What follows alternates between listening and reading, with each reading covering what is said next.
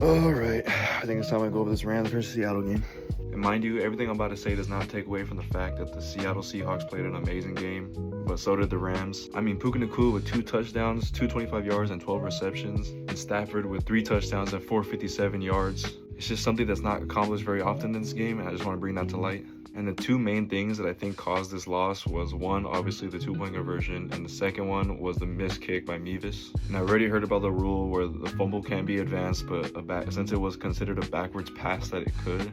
But I don't really understand why it wasn't considered a fumble if when a backwards pass is not caught, it's considered a fumble. And yes, the whistle was blown, which means that nobody on the field is playing football, including Charbonnet, who picked up the ball in the end zone.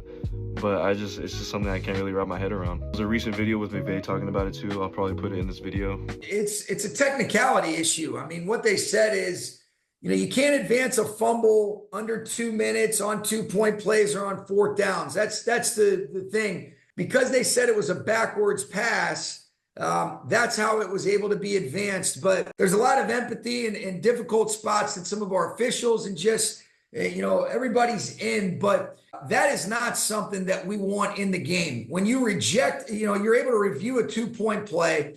You can split hairs on, all right, is it a forward pass? Is it a backwards pass? And when you reject it, they casually, pick it up, which, you always do that. The whistle was already blown dead, mind you.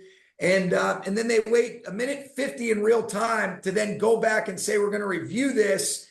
And then it ends up getting called a 2-point play. So by rule, because it was considered a backwards pass and not a fumble, they were able to advance that. That was not their intent. They were trying to throw a lateral screen. It got batted down, and it was, it was not a successful conversion, but by letter of the law, it was. I know this. Those aren't the kind of plays that you want to have people converting on. Are you saying the whistle was blown, like that your players thought the play was dead? Yeah, but that wouldn't have anything to do with it. That's an irrelevant point. That's not the point. The point is that it's not called a fumble. You can't advance a fumble in those situations.